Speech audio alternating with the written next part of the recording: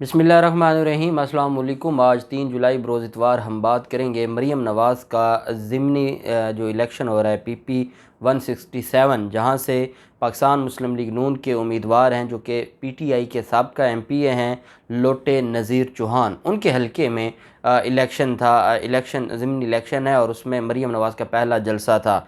ये ज़िमनी इलेक्शन के जो इलेक्शन कैंपेन है उसमें मुस्लिम लीग नून का पहला जलसा था जो बुरी तरह फ्लॉप हुआ। अगर आप उस हलके को देखें तो इतने लोग नहीं थे जितने बैनर्स वहाँ पर लगाए गए थे मरीम नवाज़ के इस्तकबाल के लिए।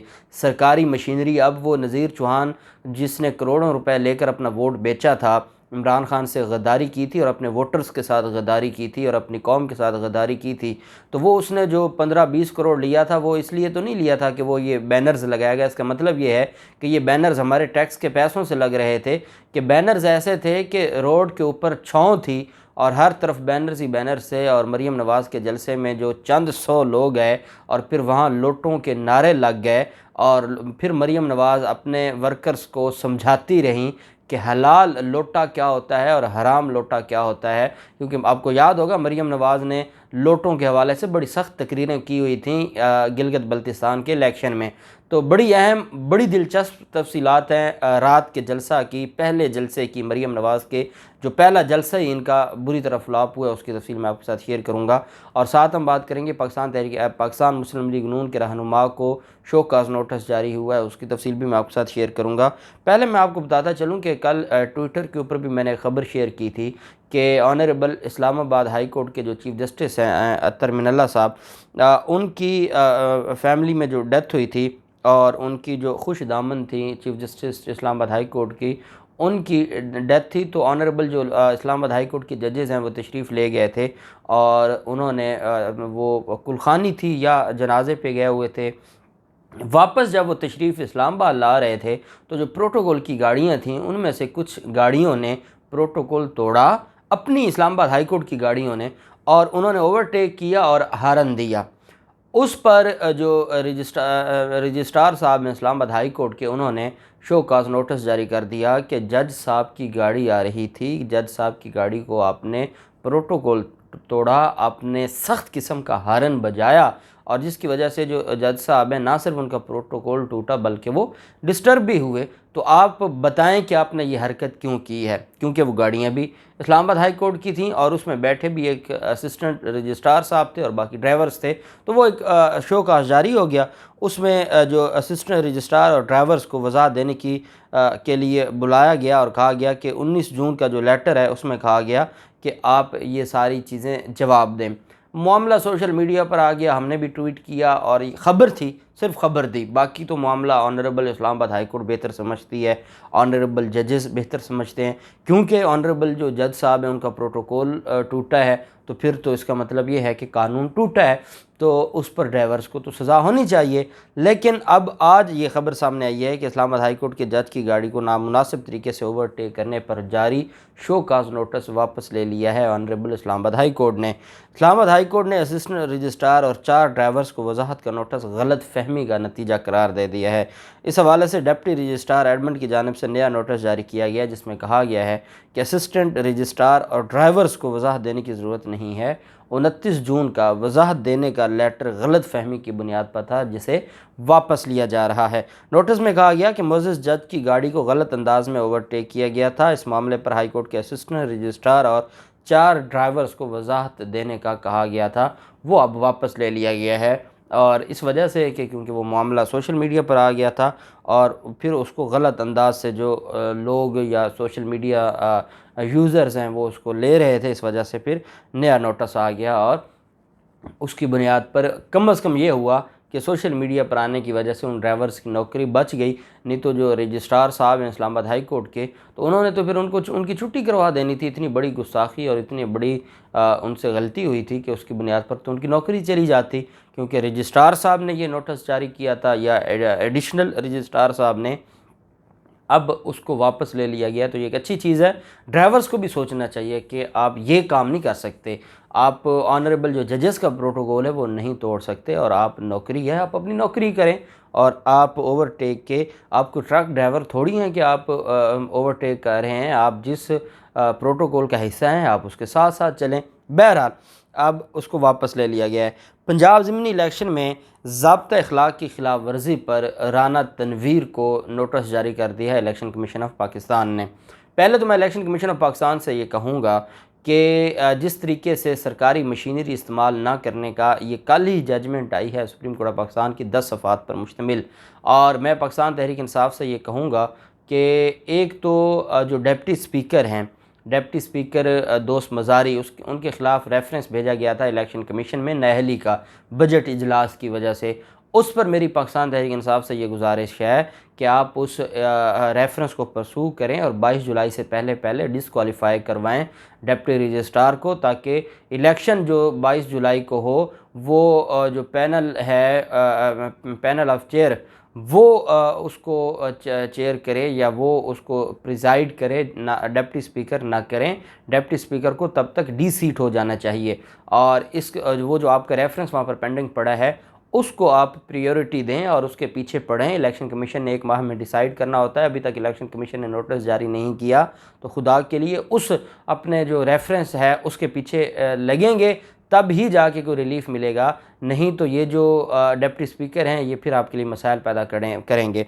दूसरा ये है कि मरीम नवाज़ की जो रात की तकरीर थी वो सरकारी चैनल दिखा रहा था। मैं ऑनरेबल सुप्रीम कोर्ट से ये गुजारिश करूँगा कि आपने कल ही फ़ैसला दिया है, इलेक्शन कमीशन कभी नहीं करेगा, वो गैरत नहीं खाएगा कि वो ये कहे कि एक मुजरिमा जिसकी सज़ा सस्पेंड हुई है, सज़ा ख़त्म नहीं हुई, अगर वो पार्टी की नायब सदर बन के और वो पार्टी की नायब सदर बनते हुए जलसों में जाती है और ज़िमनी इलेक्शन की कैंपेन करती है, तो सरकारी टीवी, अगर तो आप इमरान खान का भी जलसा और वो सरकारी टीवी दिखाए तो समझ आती है कि आपने सबको एक ही फील्ड दी है, बराबर की आपने सबको मौके दिए हैं। जब एक जगह सरकारी मशीनरी इस्तेमाल हो रही है, सरकारी टीवी इस्तेमाल हो रहा है और दूसरी जगह नहीं इस्तेमाल हो रहा, तो इसका मतलब ये है कि जो सुप्रीम कोर्ट ऑफ पाकिस्तान की जजमेंट है, कल ही जजमेंट आई है और कल ही उसकी खिलाफ वर्जी शुरू हो गई है, उस पर भी पाकिस्तान तहरीक इंसाफ को चाहिए, ये पाकिस्तान तहरीक इंसाफ की वकला टीम को चाहिए होगा बाबर अवान साहब की तरह नहीं करना जो उस दिन अदालत में हुआ है। खुदा के लिए कोई तगड़े वकील रखें और जो इन छोटी छोटी चीज़ों को नोट करके जंग लड़ें। आपको सुबह शाम आपके 10 बंदे सुप्रीम कोर्ट हर टाइम बैठे हों, रात को वहीं बिस्तर लगा के सोएं, 10 बंदे आपके हाई कोर्ट में बैठे हों, 10 बंदे आपके लाहौर और 10 बंदे आपके इस्लामाबाद हाई कोर्ट बैठे हों, तब जाके आपको ये दीवारें हैं टक्कर मार मार के रिलीफ मिलेगा।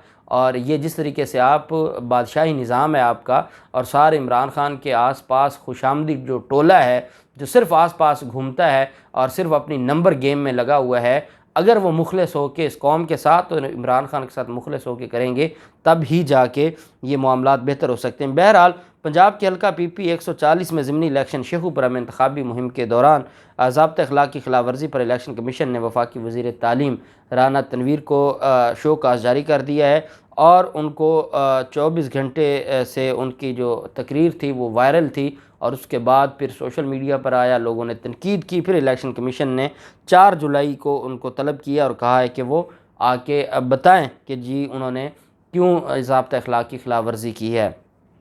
मरीम नवाज़ की नई मंतक सामने आ गई। मरीम नवाज़ का जलसा था, मैंने आपको बताया कि मरीम नवाज़ के जलसे में PP 167 है और नज़ीर चौहान का हल्का है, शाइस्ता परवेज़ जो कि वहाँ पे MNA हैं, और वो तस्वीर हर तरफ बैनर्स ही बैनर्स थे मरीम नवाज़ के वेलकम के।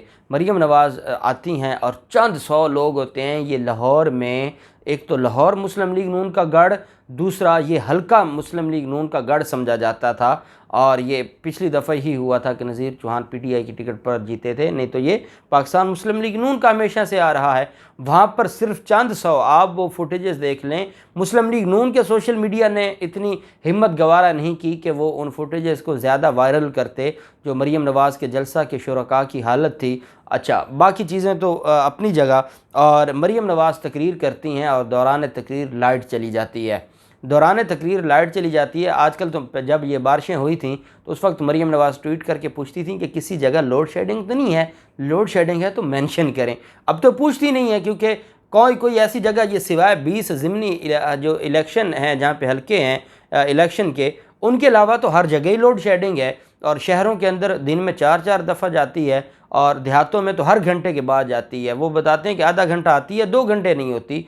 तो इसका मतलब ये है कि मरीम नवाज़ तकरीर करती हैं और दौरान तकरीर लाइट चली जाती है और मरीम नवाज़ का माइक बंद हो जाता है और तकरीर रोकना पड़ती है। जैसे माइक बंद होता है तो वहाँ पर नारेबाजी शुरू हो जाती है और लोग वहाँ पर लोटा लोटा के नारे लगाते हैं। मुस्लिम लीग नून के लोग, मैंने आपको बताया था मुस्लिम लीग नून के वर्कर्स बड़े तंग हैं और वो इस वजह से तंग हैं कि उनके लोगों को वो टिकट नहीं मिला और एक लोटे को टिकट दे दिया। वहाँ पर जब लोटों के नारे लगे और लोटा क्रेसी की बातें हुई तो मरीम नवाज़ ने नई मंतक पेश की। ये वो मरीम नवाज़ हैं जो कहती थी कि जो आपकी जमात छोड़ के गए हैं, और अभी इलेक्शन, वो उस वक्त जनरल इलेक्शन हो रहे थे गिलगित बल्तिस्तान में, और उस वक्त जिन्होंने पहले पाकिस्तान मुस्लिम लीग नून को छोड़ दिया था, कोई ज़िमनी इलेक्शन ही थे, नया इलेक्शन था, वो जिस पार्टी में चले जाएँ वो छोड़ के पीटीआई में गए थे। मरीम नवाज़ कहती थी, क्योंकि इनको उम्मीदवार नहीं मिले थे, मरीम नवाज़ कहती थी कि कोई लोटा आपके पास आए तो उनको जूतों के हार पहनाने हैं। ये मरीम नवाज़ की ऑन द रिकॉर्ड जो तकरीरें मौजूद हैं। अब जब उन्होंने लोटों को, और ये वो हैं जिनको पहली दफ़ा ये वेरीफाइड लोटे हैं जिनके ऊपर सुप्रीम कोर्ट ने भी मोहर लगाई है, इलेक्शन कमीशन ने भी डिसीड किया है, उनके बारे में मरीम नवाज़ अपनी डिक्शनरी से, जो मरीम नवाज़ की डिक्शनरी है, वहाँ से लोटों की एक नई डेफिनेशन बनाते हुए कहती हैं कि मंतक पेश की मरीम नवाज़ कहती हैं वो लोटा वो नहीं होता जो हुकूमत छोड़कर अपोजिशन में आए। मरीम नवाज़ ने कहा लोटा वो होता है जो अपोजिशन छोड़कर हुकूमत में आए। अब ये मरीम नवाज़ की बात की शायद कोई जो है वो समझदार बंदा ही समझ सके कि लोटा वो नहीं होता जो हुकूमत छोड़कर अपोजिशन में आए। लोटा, अब उससे पूछें भाई वो आए इसलिए थे आपको हुकूमत दिलवाने के लिए, कहती हैं लोटा वो नहीं होता जो हुकूमत छोड़ के अपोजिशन में आए, बल्कि लोटा वो होता है जो अपोजिशन छोड़कर हुकूमत में आए। इसे कहते हैं हलाल और हराम लोटा। मरीम नवाज़ ने डिफ़ाइन कर दिया, जो हमारे साथ आए वो हलाल लोटा है, जो दूसरी तरफ जाए वो हराम लोटा है। बस इसकी एक ही डेफिनेशन है। और क्योंकि जो शरीफ ख़ानदान है या ज़रदारी ख़ानदान है, सिर्फ इन्हीं के पास हक़ है हमारे मुल्क पर मुसल्लत रहने का, इस वजह से जो वो करेंगे या कहेंगे वो हलाल है, जो बाकी लोग करेंगे वो हराम है। बस एक ही हमारे मुल्क में डेफिनेशन है। बाकी आईन पाकिस्तान की किताब को उठा के वैसे ही जैसे हमने कुरान पाक को सजा के रख दिया है, अमल नहीं करते, तो फिर आईन पाकिस्तान को भी रखने की ज़रूरत कोई नहीं है। चलना वही है जो मरीम नवाज़ और बिलावल ज़रदारी कहेंगे कि लोटा कौन होता है और कौन नहीं होता। अल्लाह पाक पाकिस्तान का हामी और नासिर हो। बहुत शुक्रिया। अल्लाह हाफिज़। पाकिस्तान जिंदाबाद।